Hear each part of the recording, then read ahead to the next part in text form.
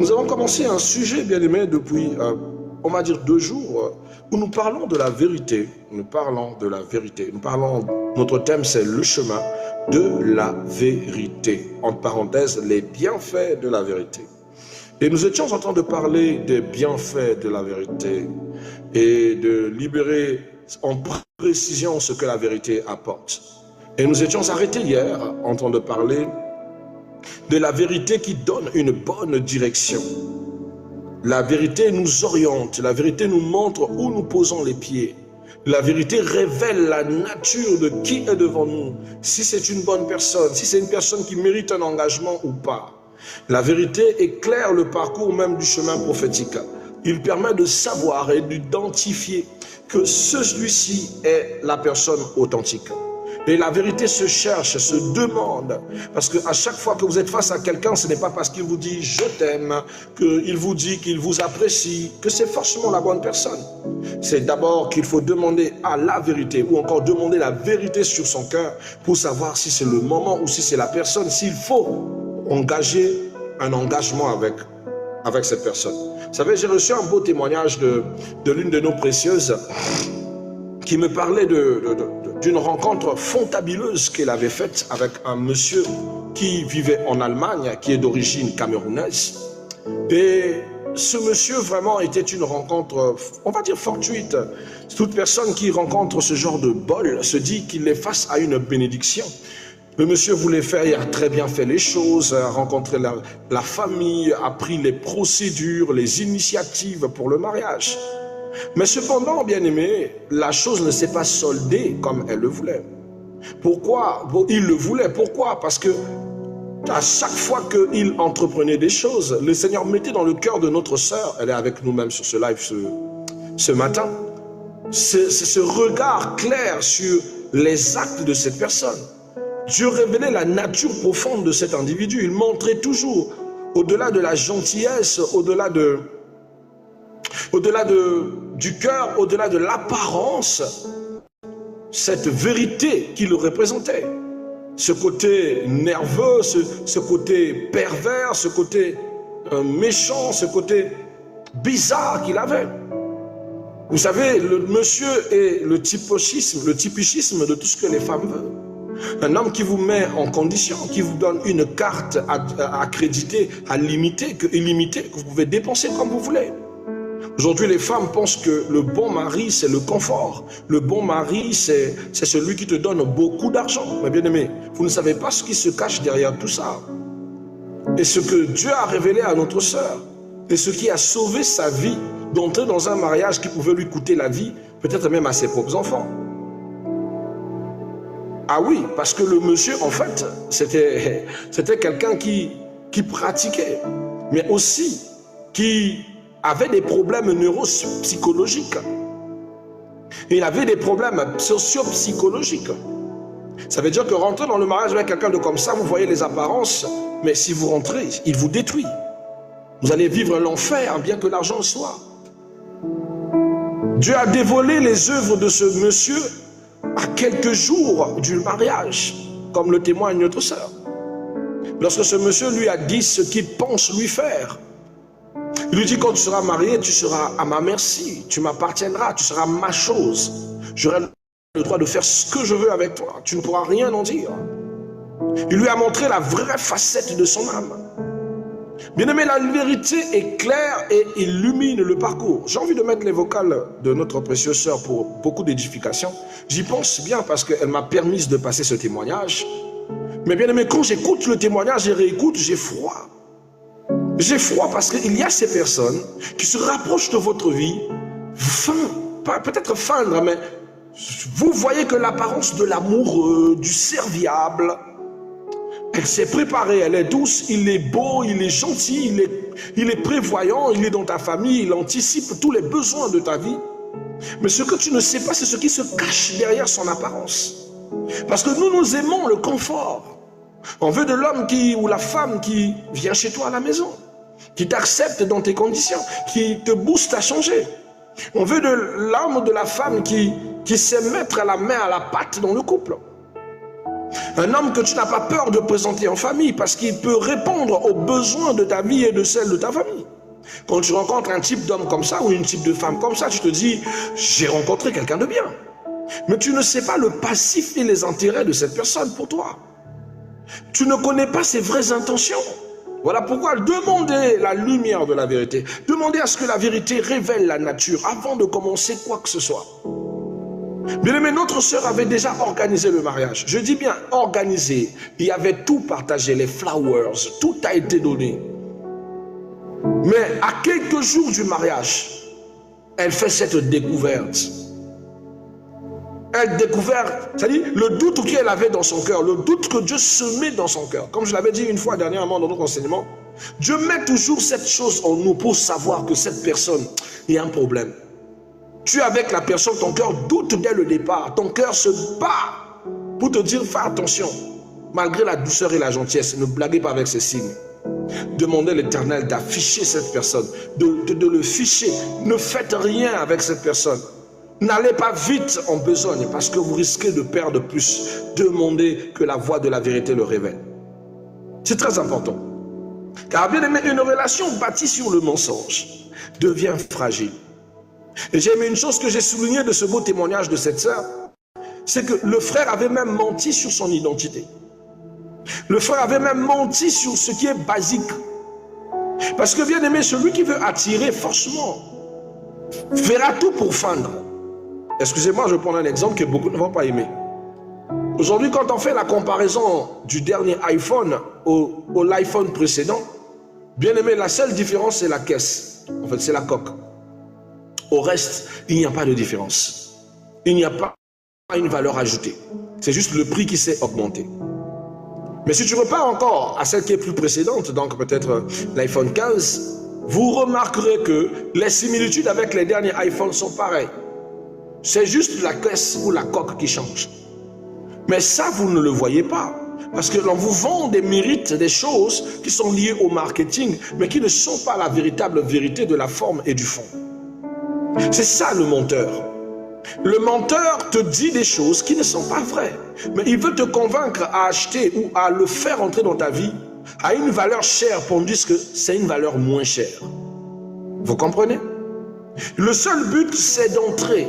Et quand tu te rends compte que, en fait, c'était pas ça. C'est de la camelote. Tu es anéanti dans ton cœur, tu te sens manipulé. Tu te sens comme si tu aurais dû ouvrir tes yeux au bon moment. Mais c'est trop tard, tu l'as déjà fait rentrer dans ta vie parce que tu n'as pas mis tout à la lumière de la vérité. C'est à cause de ça que je dis toujours dans les relations, ou même avant le mariage, opérez l'Amos chapitre 3, verset 3. Amos 3, verset 3. Deux personnes, c'est le verset qui dit, ne peuvent cheminer ensemble sans être convenus. Apprenez à vous connaître avant de vous engager. Apprenez à savoir qui est l'autre avec laquelle vous voulez cheminer avant de vous engager. Bien-aimés, ne vous pressez pas, ne vous précipitez pas dans un mariage pour prouver à tout le monde que vous êtes mariable. Si vous voulez connaître, il y a des gens qui se sont mariés 7 fois. 7 fois, 7 échecs cuisants. Ça veut dire que le problème n'est pas de se marier, mais le problème c'est de rencontrer la bonne personne. C'est de rencontrer cette personne authentique. Pas celui qui se cache et se révèle pendant que vous êtes dans le mariage. Et tu découvres un diable ou une diablesse que tu ne t'attendais pas. Tout simplement parce que tu étais pressé. Un homme en moins d'une année, il t'épouse et tu trouves ça normal. Toi, tu te dis c'était une chance, c'était une bénédiction, c'est la légalisation de Dieu, mais c'est toi qui pleures encore aujourd'hui. Et que tu ne supportes plus, tu te sens chosifié, tu te sens abandonné, tu te sens mitigé. Mais tu allais trop vite en besogne. Tu ne connaissais pas l'individu avec lequel tu t'es engagé. Aucune vérité n'était révélée sur la personne. Voilà pourquoi mettez tout à la lumière de la vérité autant qu'enfant de Dieu. Demandez la vérité sur votre partenaire. Seigneur, révèle-moi son identité. Seigneur, mets tout pour que je sache qui il est. Je ne veux pas me confronter à un étranger. Je veux voir réellement qui il est dans son fond, dans son fond. Tu m'as dit que c'est la personne qu'il faut, mais montre-moi la vérité qui se cache derrière lui. C'est ainsi que tu seras basé ton choix et tu seras marché avec cet individu ou comme tu seras prendre tes reculs. Car bien aimé, beaucoup cachent leur vraie apparence. Je prends un exemple encore que j'ai reçu comme témoignage. Bien aimé, je vous dis que cet enseignement est en train de faire du bien à beaucoup de personnes. On a une sœur qui s'est mariée avec un monsieur qu'elle a connu, on va dire 2 ans, à partir de 2021-2022. Elle apprécie beaucoup le monsieur, vraiment ça s'est bien passé parce que le monsieur se comportait en frère. Ils sont venus à l'église, hein. Je dis à l'église. Ils se sont mariés, ils ont commencé à vivre ensemble, mais elle faisait une remarque assez bizarre. C'est que le monsieur avait toujours des tendances à trouver tous les motifs qu'il faut pour ne pas passer une nuit complète dans la chambre. Où il rentrait très tard, mais jamais il ne rentre une nuit complète en train de dormir avec sa femme. Au début, il disait qu'il avait des travails, tel que moi j'ai toujours ma machine, en train de faire des recherches, et toujours il trouvait des motifs. Donc en réalité, pendant que la femme allait déjà dormir dans la chambre, le monsieur était ritualiste. Mais elle ne savait pas que le monsieur faisait des rituels. Et quand il montait la nuit pour s'endormir, il se mettait à son côté et s'allongeait tout droit comme un cadavre. Au départ, elle ne tenait pas compte de ça. Mais ça l'inquiétait parce qu'ils avaient, depuis qu'ils étaient mariés, de moins en moins d'intimité. Alors un matin, pendant qu'elle dormait, le monsieur monte sur le lit, il est 4 h et quelques. Et avant de s'endormir, le monsieur fait un geste assez bizarre. Il va prendre de sa main une lingette qu'il va nettoyer la partie féminine de sa femme. Nettoyer, c'est-à-dire avec une petite lingette. La dame n'a pas vu totalement la lingette, mais vous savez quand c'est un tissu qui touche votre partie intime. Et comme c'est un lit matrimonial d'un couple qui n'ont pas des enfants, la femme dort dans une position où elle n'a aucun dessous. Donc elle se dit, bon, je dois être prêt à n'importe quel moment, si mon mari veut, on est bon en fait. Et le monsieur passe la lingette et le met dans sa poche et s'allonge comme un mort. Là, c'était la goutte d'eau qui faisait déborder le vase. À un moment, elle s'est dit, mais qu'est-ce qui se passe? Pourquoi il a fait ça? Mais si c'était un désir de me toucher, je suis là, pourquoi il n'a pas continué? Alors elle s'est dit qu'il va peut-être se mettre sur elle, sur lui, ou en fait le toucher pour avoir une friction. Elle se rend compte que lorsqu'il se retourne, son cœur vraiment se brise ou se cristallise comme si elle était face à un mort. Il essaie de la toucher, mais il n'arrivait pas. Son visage s'était assombri, son être était assombri et l'atmosphère de la chambre avait changé. Parce qu'elle s'était levée un peu plus tôt ce jour-là. Elle a commencé à opérer la prière. Elle a commencé à opérer la prière qui est devenue des problèmes dans le couple. Tu pries trop dans la chambre, je ne dors plus dans la chambre. Mais pourtant avant, elle ne remarquait pas ces choses. Ils sont restés au moins 1 année, 2 ans dans le mariage. Elle ne connaissait pas, elle ne comprenait pas, elle trouvait normal les agissements de son mari sans savoir que le mari en fait travaillait sur elle. Il s'avère que ça faisait aussi 2 ans de mariage sans avoir des enfants. En réalité, ce qu'il prenait le matin, les sécrétions premières du corps de sa femme avant l'urine, était quelque chose qui détruisait la fertilité de sa femme. Il offrait tout ce qui concerne le soubassement de sa femme aux autels de ses loges maçonniques. Bref. Vous voyez comment est-ce que ne pas connaître quelqu'un et se foncer vite dans un mariage, soi-disant que parce que voilà, c'est le coup de foudre, c'est le vite fait, peut être nuisible. Retenez ça, une relation bâtie sur le mensonge devient fragile. Une relation bâtie sur la vérité peut traverser des crises.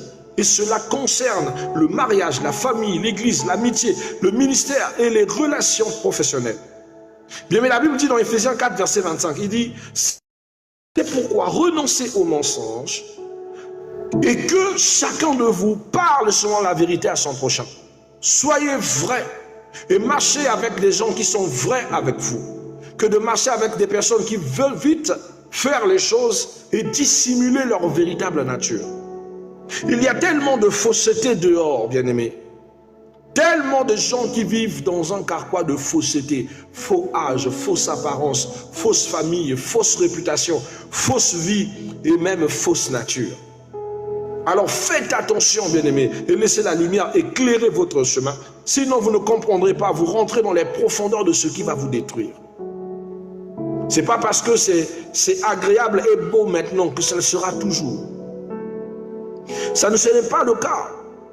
Il y a des marais où quand tu poses les pieds, il y a des crabes. Ils vont te blesser. C'est pour te dire qu'il y a des endroits où tu ne peux pas poser ton pied sans conséquence. Alléluia. Donc demandez la vérité. Car bien aimé, la vérité protège. Ah. La vérité peut être une protection contre toute chose. Celui qui marche dans la lumière de la vérité se protège et protège sa vie contre beaucoup de choses. Vous savez, dernièrement, j'expliquais quelque chose de très important. J'ai reçu un message d'une sœur qui me soumettait un problème au préalable. Ils étaient bien avec son partenaire et après, son partenaire a trouvé un bon travail. Et depuis qu'il a trouvé ce travail, le partenaire ne dort pas à la maison. Le partenaire a toujours des raisons pour rentrer tard. Autant que femme, elle sait ce qui se passe en fait. Elle n'est pas bête.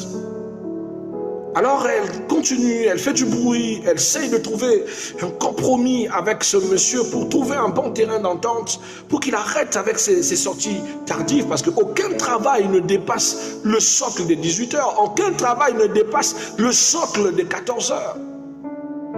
Tu n'es pas le garde du président. Ce n'est pas dans ta société, tu n'es pas le directeur de cette entreprise. Pour que tu rentres à 22 h, pourquoi c'est toujours toi qui as des appels visioconférences et tout ça? Ça paniquait cette sœur. Elle a cédé au comportement féminin, c'est-à-dire mettre de la jalousie, mettre de la pression pour trouver une solution, parce que vous les femmes, vous pensez qu'en acculant votre mari, en mettant de la jalousie, en lui créant des chamaillades, c'est ça qui arrange votre couple. En réalité, vous avez une immaturité qui généralise le feu dans votre ménage. Bien aimé, quand vous êtes face à ce genre d'identification, ne pensez pas que la meilleure des choses, c'est se chamailler, c'est faire des crises de jalousie, des crises de suivi. Votre instinct vous dit qu'il y a un problème, alors faites face au problème. Que de faire des crises de jalousie, de prendre des comportements qui vont fragiliser votre couple, d'accepter, parce qu'à fur et à mesure que tu feras des crises, à fur et à mesure que tu vas manifester tes colères, qu'est-ce qui va se passer? Ce qui va se passer, c'est que tu vas de jour en jour accepter ces explications et ce qu'il fait va devenir normal. Non, tu ne m'as pas entendu, je reprends ce que je vais à dire. Quand tu es là à faire des crises de jalousie à un homme qui rentre tout le temps tard, à un homme qui justifie toujours tout ce qu'il est en train de faire, et qu'à chaque fois tu lui poses, mais oui, tu es rentré tard, tu étais où, qu'est-ce qui se passe, pourquoi tu es... C'est pas normal, en train de créer tout ce bruit. Tu ne fais que lui donner des occasions, de donner des justificatifs qui vont rendre normal l'action de venir tard chez lui à la maison. Quelqu'un m'entend? La solution, ce n'est pas se chamailler, c'est de l'immaturité. C'est-à-dire la femme qui va dans le mariage pour aller se chamailler avec son mari, saisir son habit, se faire des crises. Bien aimé, il faut rester chez tes parents. C'est pas ça. Tu iras mourir pour rien. Parce que dis-toi qu'après cette crise-là, tu peux faire un AVC, tu meurs, il prend une autre femme. Et ça ne va rien changer. C'est toi qui as été bête. Calme-toi. Il y a des manières sereines de chercher ou de gérer ce genre de problème. Et ce n'est pas par des crises d'hystérie. Allô, tu es où? Ah, non, je suis là. Vraiment, on est un peu occupé, on est au travail et tout. Débarque au travail. Débarque sans problème, sans concession. Viens le prendre. Si tu ne débarques pas au travail, dis-lui, d'accord, moi aussi j'ai une sortie. On m'a appelé d'urgence là au niveau du travail. On m'appelait en famille là, donc là je vais aussi en famille. Je risque de ne pas dormir à la maison. Il n'est pas chez lui, personne ne sera à la maison. Alors bien aimé, l'instinct masculin qui n'aime pas du tout ce genre de choses va le pousser à pouvoir se rétracter. Ah, mais comment ça tu as aimé? Ah, papa, tu n'es pas ici. On m'a appelé aussi en famille, quand aussi tu es au travail. Donc là, je vais en famille, pendant que toi aussi tu es au travail. Bien aimé, vous allez remarquer que ce monsieur va désactiver ce qu'il est en train de faire. Le travail là, qui était soi-disant important, il va se retrouver chez lui à la maison. Vous ne l'avez pas chamaillé, vous n'avez pas mis de pression, vous n'avez pas mis d'injure, vous avez utilisé la sagesse d'une femme. Car la femme vertueuse bien-aimée bâtit la maison. Quelqu'un qui rentre tard, vous l'appelez, ah, il y a quelqu'un qui est venu me voir ici. Hein. C'est qui? C'est un ami. À 22h, un ami est venu à 22h te voir à la maison. Ah, mais je suis seul ici, toi tu n'es pas là. Mon ami m'a dit s'il peut passer pour qu'on puisse un peu parler. Donc je venais te dire juste que j'ai un ami qui vient d'arriver à la maison à 22h. Quoi? Il va débarquer. Il va laisser les conneries qu'il est en train de faire là-bas. On appelle ça back-in center. Retour à l'envoyeur, avec beaucoup de sagesse, sans chamaillade. Il viendra, il va brailler. Tu es posé. Tu es posé. Oui, il est venu, mais je lui ai dit de partir parce que tu l'as vu, tu ne l'as pas trouvé, non? Il est venu, mais je lui ai dit de partir. Bien aimé, tu vas travailler sur le mental de cette personne. Et je t'ai déjà dit, une femme qui ne travaille pas et qui ne fait rien. Et quand je dis ne faire rien, bien aimé, ne venez pas me dire oh non, papa, j'ai mis un sac de bissap devant la parcelle. Je ne parle de qui sort pour en aller gagner son pain. Un homme a du mal à le. C'est-à-dire du mal à l'honorer si c'est un homme djandjou. Parce que vous savez vous-même que vous épousez des djandjou de mari. Vous savez, parce qu'il ne se cache pas, il vous montre la vraie apparence dès le mariage ou avant le mariage. Avant de l'épouser, tu savais que c'est un infidèle. C'est toi qui es têtu, tu es rentré dans ce chemin-là. Donc si tu vis avec un donjou, voici l'attitude. Ne le poigne pas. Ne te laisse jamais faner. N'entre pas dans les discussions. Trouve la sagesse de la contre-attaque. Mets-le dans la disposition de savoir que ce que tu fais, c'est bien. Mais c'est que quand tu le fais, tu m'exposes. Moi aussi, à être vulnérable aux autres. Parce que ce que tu fais, un autre homme aussi peut le faire pour contre toi-même. Si tu ne protèges pas ta maison, personne ne va le protéger à ta place, Papa Nangaï. Tu comprends? Mais toi, tu es là dans les hystéries. Tu me trompes, tu me trompes, tu me trompes, tu me... On va te boire.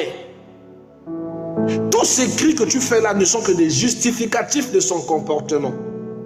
Tu perds de la force et de l'énergie. Et c'est toi qui es malade, et mal à la tête, et des vertiges.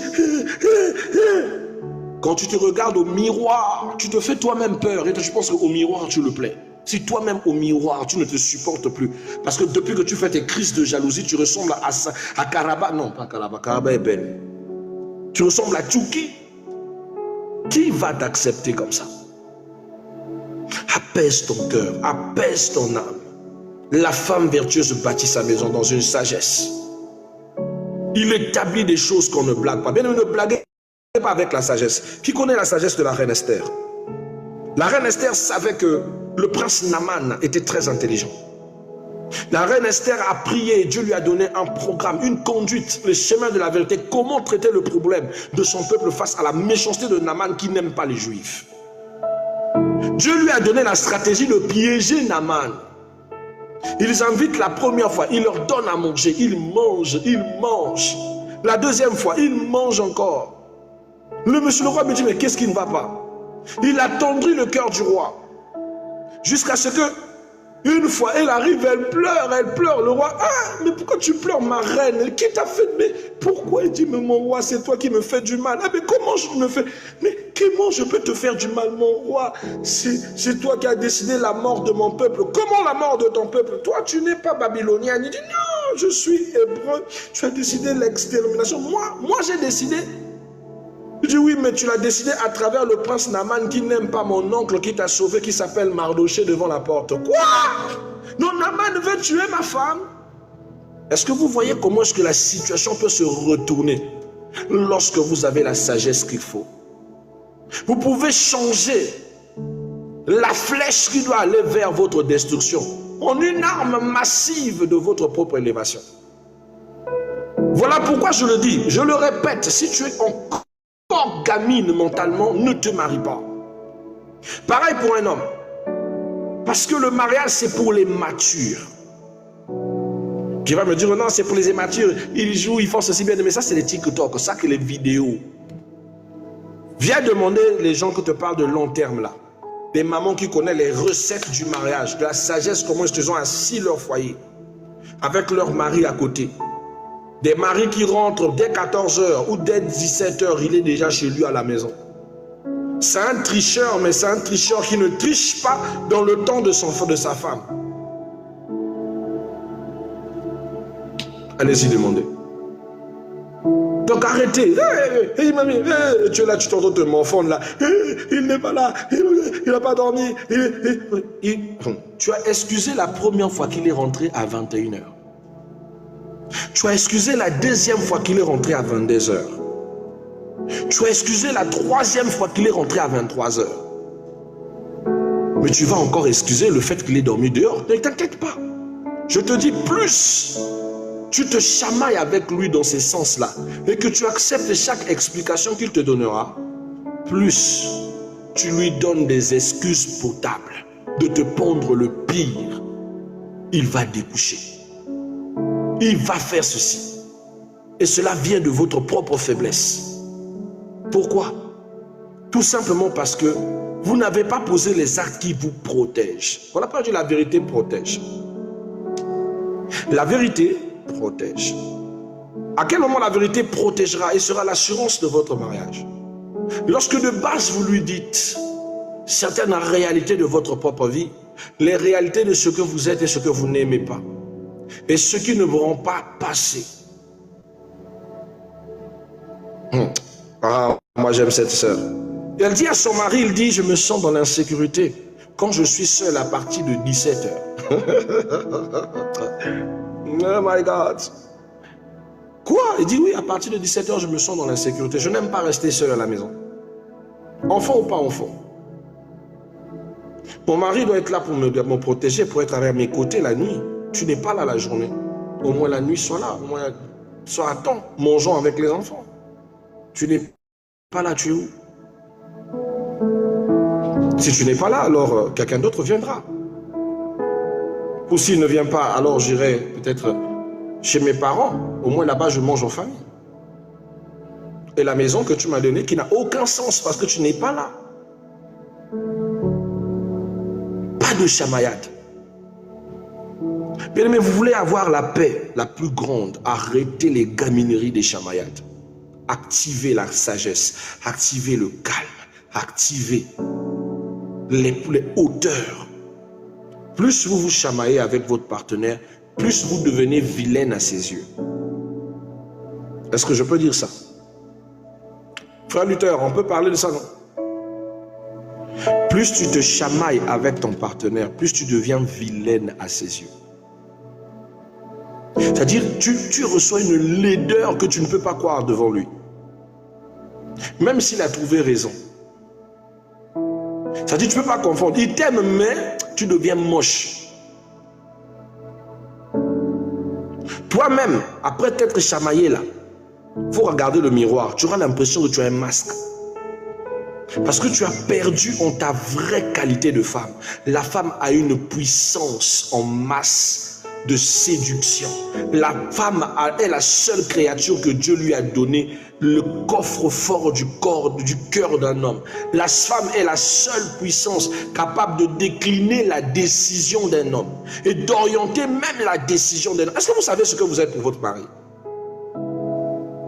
Est-ce que vous savez ce que vous êtes pour votre mari? Un homme peut se fâcher comme une tempête face à la femme qui connaît son mari. Elle n'a pas 10 000 gestes, un seul qui le calme, on dirait un petit garçon. Oui, mais je me suis fâché aussi, pourquoi chérie? Mais toi, comme tu ne sais pas ta valeur, tu vas mourir, on va te remplacer. Parce que tu ne sais pas te protéger. La vérité protège. Éphésiens 4:14. Afin que nous soyons plus des enfants flottants et emportés dans le vent de la doctrine. Afin de ne pas être des enfants flottants dans la doctrine. La connaissance de la vérité te protège. Et une connaissance que tu dois mettre dans ta tête. Écris ça comme ça dans ta tête. Tu es à la recherche d'un homme fidèle. Ne te marie pas. Va t'asseoir, je ne sais où là-bas. Dieu n'a jamais créé un homme, créature vivant, fidèle. Tu es à la recherche d'un homme que tu vas jouer à Jack Bauer tous les jours. Désactive-toi au mariage. Va entrer dans le couvent. Parce que tu vas mourir avant l'âge. Ce sont les vérités que je te dis. L'homme fidèle, c'est un état d'esprit. L'homme fidèle, c'est un travail de soi. L'homme fidèle, c'est une discipline spirituelle. Quelqu'un t'entend? Ça veut dire que c'est un effort. Quand un homme veut maîtriser son corps, pour se mettre à la fidélité, c'est tout un travail qu'il fait sur lui. Mais il faut mettre dans ton esprit que Dieu ne l'a pas créé pour être comme ça. Donc s'il est avec toi, bénis le Seigneur. Donc c'est un combat que tu ne dois jamais mener. L'homme trouve sa paix où il se trouve en paix. Écoute, là je parle aux sœurs. L'homme trouve sa paix où il se trouve en paix. Où tu es sa paix, où tu es ce qui chasse de là où il doit avoir sa paix. Je vous ai pris un exemple dernièrement. 15 août, il est 2 heures, le 16 août. Je sors pour aller acheter quelque chose, des produits pour mon enfant, à 2 heures. Parce que juste devant moi, il y a une pharmacie de nuit. Je regarde à côté, j'ai des gens, des frères, qu'on s'assoit souvent à station-service. On prend souvent quelque chose ensemble. Je vois des hommes en cercle assis à 2 heures. Il fait froid. Ils sont là tout autour en train de boire leur bière. Au lieu d'être chez eux à la maison avec leurs femmes. Je dis, ah mais les gars, il est 2 heures, qu'est-ce que vous faites là? Il dit, mon cher, tu veux que j'aille où? Il veut que tu rentres chez toi. Chez ta femme. Il dit, non, mon frère. Je préfère rester ici boire jusqu'à ce qu'il soit 6 heures.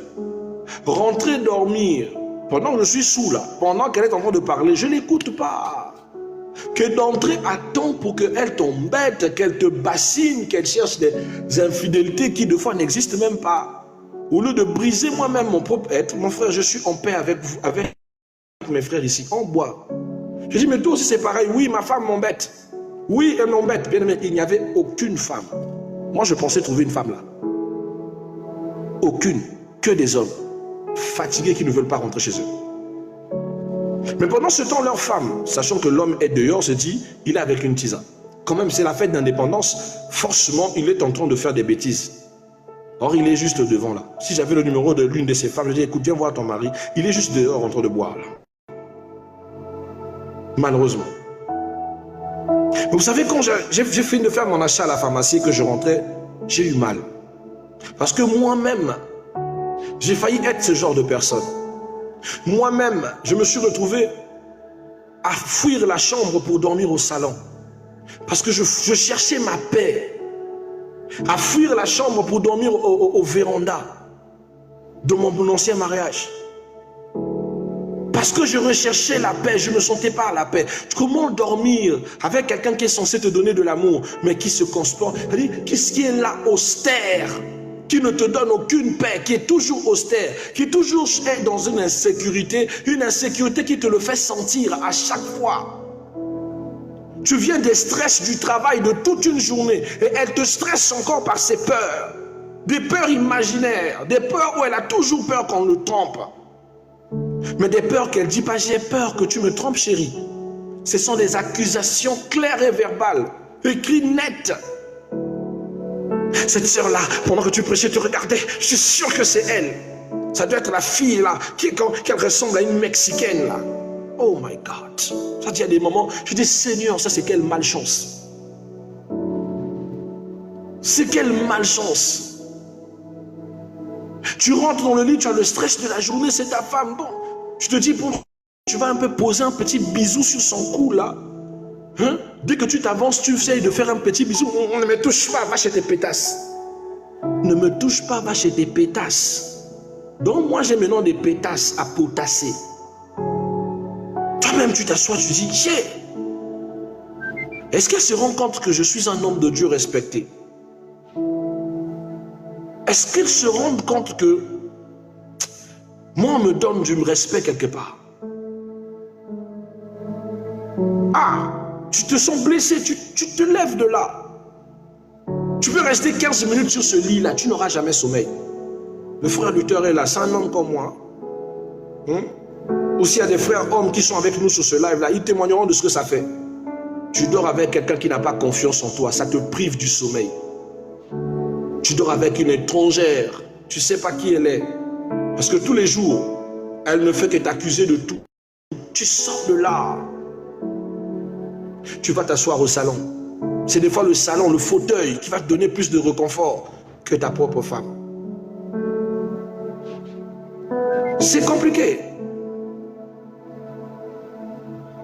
C'est compliqué. J'aime notre précieux Tayo Daouda. Il dit, homme de Dieu, une femme qui ne trouve pas la paix chez son partenaire chaque jour que Dieu fait. D'abord, il faut définir ne pas trouver la paix là, c'est quoi? Qu'est-ce que cet homme fait? Est-ce que cet homme-là te manque de respect directement, clairement, pas dans l'imaginaire? Est-ce que cet homme-là se comporte mal à tes yeux, pas on t'a raconté?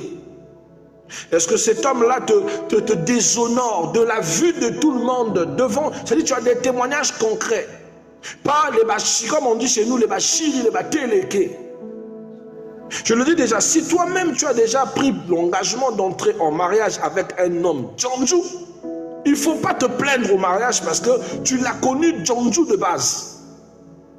Mais quand tu sais que tu as rencontré un homme bien et que tu as accepté de construire la vie avec lui, pourquoi tu as commencé à vivre dans une pression d'insécurité mentale? Pourquoi? Pourquoi vous sombrez dans la peur? Pourquoi vous devenez des douteurs? Pourquoi le témoignage des gens du dehors devient plus important que le témoignage de ton propre mari?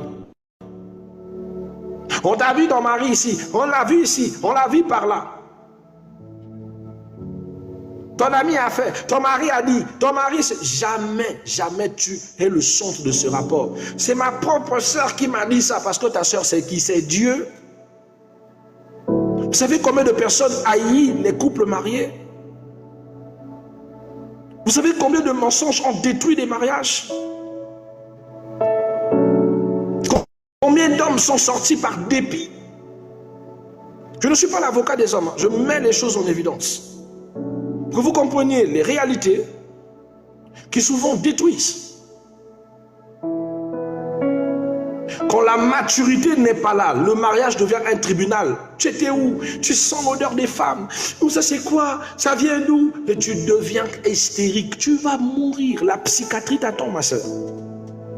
Apaise ton cœur.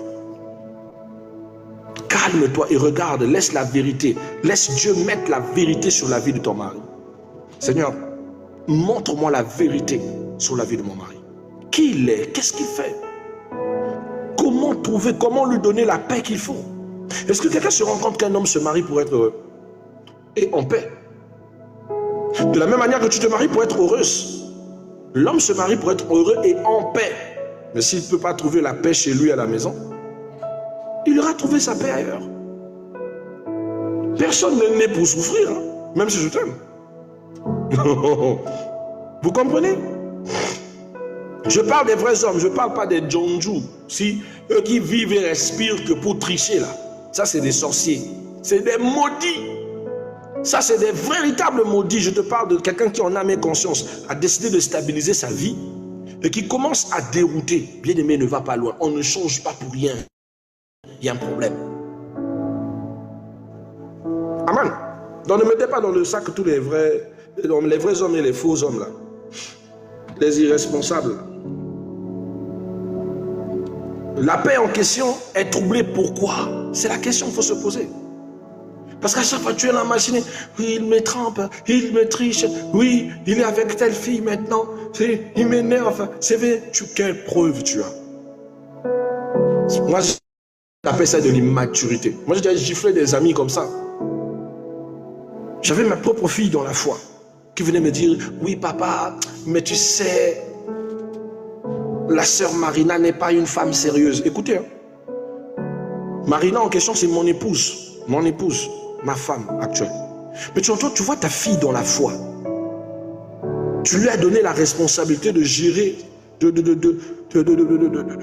l'orienter, d'orienter ta femme. Parce qu'elle a des idées malsaines, elle vient te dire, oui papa, Marina n'est pas sérieuse. Marina a ses petits amis dehors, en dehors de toi. Marina, elle a des dettes. Marina n'a pas encore reçu Jésus-Christ comme il se doit. Est-ce que tu vois? Moi, tu viens dire du mal de ma femme. Et ça ne s'arrêtait pas là. Deux fois, vous pensez que ça s'arrêtait là. C'est elle qui vient me donner un rapport sur ma femme. Mais c'est elle encore qui va vers ma femme pour lui dire, Marina, tu sais, papa aussi, il a des relations dehors. Maman Intel avait emmené sa fille pour devenir la femme de papa. Papa n'oubliera jamais son ancienne fiancée américaine là. Quand tu vois sa fiancée qui vit aux États-Unis là, toi-même tu vois pas que tous les deux il n'y a pas photo. Sa fiancée qui est aux États-Unis là, elle ressemble au soleil et toi tu ressembles à l'enfer. C'est-à-dire qu'ils allaient dans le sens de briser, mais séparer pour mieux diviser. On me donnait des rapports, on donnait des rapports à ma femme. On lui disait aussi, et la mère de sa fille ne lui lâche pas la grappe. La mère de sa fille a déjà dit qu'elle reviendra. Et moi je te dis, Marina, tu te bats pour rien. Deux fois qu'on se voyait, on ne savait même pas si on pouvait se voir tranquillement. Je sentais le désespoir dans le visage de mon épouse. À l'époque, elle n'était pas encore mon épouse, on était dans la prétendance. Et comme elle n'arrivait pas à être dans le mensonge, elle me disait clairement, je sens qu'on ne va pas aller loin avec cette relation. On m'a dit ça, papa. On m'a dit ça te concernant. J'ai dit ceci. Depuis que tu me connais autant que ton père dans la foi, tu as déjà entendu des bêtises à mon nom. Oh non, mais pourquoi aujourd'hui, parce que tu deviens ma prétendante au mariage, on te raconte que des conneries? Tu ne vois pas qu'on veut juste que tu sois loin de moi? J'avais la sagesse pour nous sortir de ces débats-là. J'ai dit, qui t'a dit ça? Oh non, je ne veux pas dire, peut-être que tu vas te fâcher avec eux.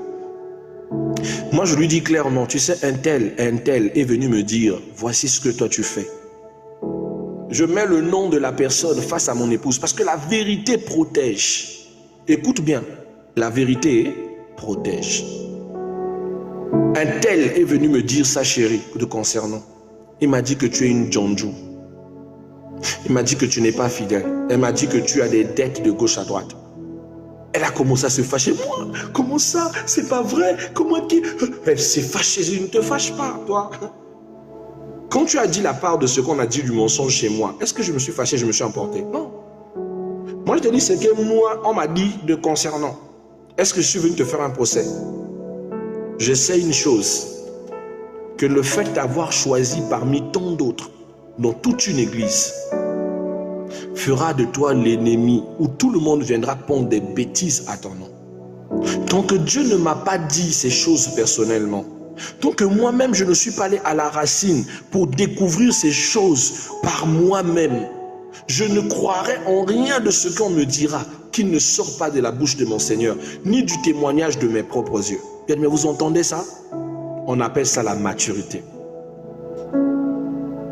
Et mes filles se fâchaient. Papa, on te dit des choses. Toi, tu continues dans cette relation. Papa, c'est pas une bonne femme. Papa, laisse. Papa. Mais quand ils sont avec elle, Marina, notre maman, le cœur de papa. Si j'appelle mon épouse, elle vous dira ça. Elle vous dira que je dis vrai, ces choses-là. Et c'est comme ça que bêtement on se met à juger notre partenaire. Oui, les djandjou, on fait c'est vrai. Tu juges, tu as donné l'identité de prostituée à ta femme parce que les gens t'ont dit ça. Ton mari est devenu un prostitué parce qu'on t'a dit, tu ne l'as jamais vu, tu n'as jamais entendu. Tu n'as jamais saisi, Dieu ne te l'a jamais révélé. Donc Dieu ne révèle pas ta personne, ne révèle que les autres. Dans l'aveugle, ce n'est que toi qui ne vois pas. Et eux, ils voient, mais toi, tu ne vois jamais. Mais toi, tu te comportes mal avec ta femme, mal avec ton mari, parce que les gens ont dit. Je répète, si tu n'as pas la maturité du mariage, reste célibataire parce que tu vas nuire à la vie de quelqu'un. Parce que tu ne sais pas faire la part des choses. Voilà pourquoi femme disait la vérité à vos femmes. Chérie, tu sais, tu n'étais pas là. Un tel est venu dire ceci à ton propos. Tu ne l'accuses pas, tu dis un tel est venu dire. Tu permets à cet un tel-là de se justifier avec ton mari. C'est ce qu'il a dit. Prochainement, il ne prendra plus le courage d'ouvrir sa bouche. Et toi, tu auras des explications sans pourtant l'avoir mis la pression. Vous comprenez la sagesse? C'est pas moi qui ai dit. Chérie, c'est un tel qui a dit. Oh. Il est venu me dire que tu étais au bar, tu buvais avec, tu avais 4 femmes tout autour de toi. Il m'a dit, tu n'es pas sérieux. Hein? Il est venu me dissuader là de te quitter parce que tu me perds le temps, en fait. Ah bon, c'est ce qu'il a dit? Hein? C'est ce qu'il a dit? Et toi, tu penses quoi? Je dis, non, moi, je te transmets. Tes amis viennent dire des bêtises comme ça chez toi. Est-ce que c'est pour me protéger? Je ne sais pas.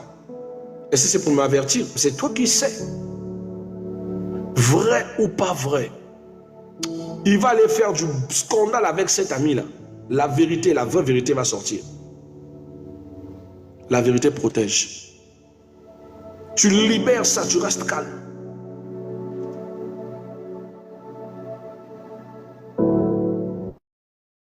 Tu libères ça tranquille et tu restes calme. La sœur Ketia dit, papa, il y a des hommes heureux et en paix, mais Djonjou. Oui, c'est vrai. Tu as précisé Djonjou. Quand lorsque vous vous engagez avec cette personne, il est Djonjou. Vous savez que c'est un Djonjou. Un Djonjou peut être en paix avec vous. Vous engagez, vous savez qu'il est Djonjou. Et ces genres d'hommes-là se matent aussi. Il faut juste de la sagesse. Maintenant, quand vous acceptez vous-même de vous mettre avec un Djonjou, ne vous chamaillez pas parce que vous-même, vous savez qu'il est Djonjou. Trouvez des méthodes pour équilibrer son Djonjouya.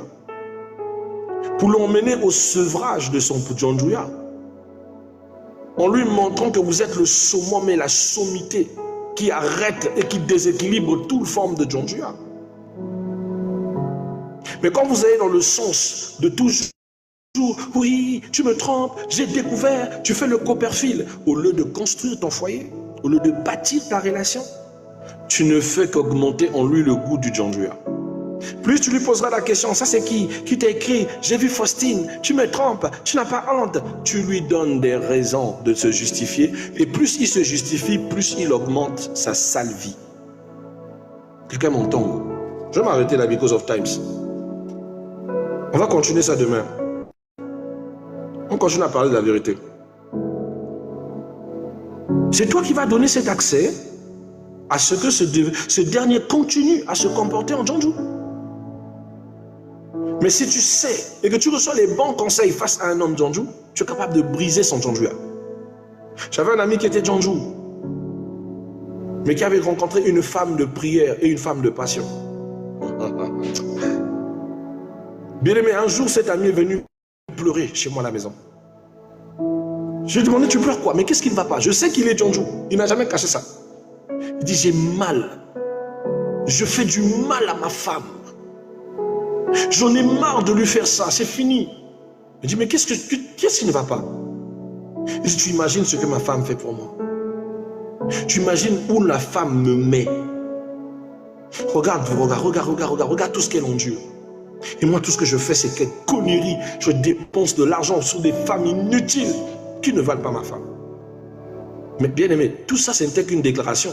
De ce que de fois ton mari sait déjà. Mais le vrai activateur de son changement, c'est la piété filiale, c'est la piété spirituelle, c'est la piété supranaturelle. Cette femme savait se poser spirituellement. Vous savez, elle pouvait rencontrer des preuves légales du Djonjouya de son mari. Elle est là et puis elle ne chamaille pas. Elle ne rentre pas dans ça. Elle lui crée un équilibre moral ou mental où le frère a craqué. Un jour, le monsieur a fait la première fois, il a dormi dehors. Il m'appelle, il me dit, écoute, j'ai découché. Hein. Si ta femme t'appelle, tu lui dis que j'étais avec toi. Elle ne m'a jamais appelé. Quand il est rentré, il dit, bonjour chérie, ça va là où tu étais? Je me suis inquiété, quand c'est comme ça, laisse-moi un message. Le monsieur, que je laisse un message. Tu n'es pas fâché? Je dis, chérie, je ne sais pas, peut-être le travail t'a pris, je ne sais pas. Peut-être que là où tu étais, il y avait la pluie. Il dit, la fille, elle n'est pas naïve. Elle posait des actes à jamais l'incriminer. Elle posait les actes sur l'innocence et se déclinait innocent devant Dieu. Mais pendant ce temps dans l'ombre, elle fléchissait ses genoux dans l'ombre comme Esther afin de soumettre Agirus. Bien-aimé, cet ami a pleuré chez moi. Je ne peux plus vivre comme ça. Aide-moi, j'ai des problèmes. Je dois régler avec Exaucé. Je dois régler avec... Et me cite toutes les copines qu'il a, qu'il doit rendre, parce que c'est des copines qui payent leur maison. Et qui chaque fois le manipulent avec les histoires, soit de grossesse ou je ne sais quoi, pour rester là. Bien-aimé, je suis allé avec cet ami pour rompre avec toutes ses copines. Elle est allée chez lui à la maison. Pour la première fois, il regarde sa femme et demande pardon. Il se met à genoux et dit, chérie, je sais que tu ne veux pas le dire. Je sais que tu vois tout ce que je fais. Mais tu joues tellement... Mais je sens la pâleur de ton âme. Je sens que tu ne parles pas juste pour me donner la paix. Je te fais du mal. Regarde, j'ai fait ça, ça. Il a pleuré. Elle a pris son mari dans ses bras. Il a dit, oui, je sais. Mais même si je te parle, ça va changer quoi? Si toi-même, tu ne te rends pas compte du mal que tu fais. Voilà comment ce frère a changé et est arrivé à devenir l'homme qu'il est aujourd'hui. C'était un homme qui rentrait toujours tard. Il est fonctionnaire d'État. Dès qu'il est 14h, 15h, il est chez lui à la maison. 13h, il déjeune avec sa femme. Il ne veut plus entendre parler de filles dehors. Il ne veut plus. Depuis qu'il a ouvert son cœur et qu'il sait, c'est fini. Je l'ai taquiné hier pour leur 7e année de mariage. Je lui ai dit, bro, c'est comment, on va aller voir Célestine? Il dit, jamais, c'est fini ça. Il dit, frère, plus jamais. Je vais dehors pour faire quoi? Mais bien aimé, il faut voir la vie de cette dame-là. C'est une dame qui n'est pas résignée. C'est pas un sac à poubelle. C'est pas le genre de femme où quand elle rentre dans le foyer, elle ressemble à rien. C'est pas le genre de femme qui laisse le temps la ravager, qui laisse les soucis l'engloutir. C'est une femme qui se connaît, qui se maintient, qui travaille sur elle. C'est quelqu'un qui est enseigné pour le mariage. Tu la vois, tu sens la maturité, elle en dégage. C'est pas une femme qui laisse ses responsabilités pour d'autres. C'est pas une femme vaurienne. C'est une femme capable. Tu comprends? Quand tu auras compris ces principes, alors tu sais que le mari de Djanjou peut être travaillé. Il peut être ramené à un état où c'est lui-même te dit, écoute, j'en peux plus. Ça m'emmène nulle part, je ne fais que dépenser, c'est fini. Car de fois, le Djanjouya dans le mariage n'est pas toujours lié au choix d'un homme, mais à l'envoûtement. Certains ont hérité le Djanjouya de leur père et même de leur famille.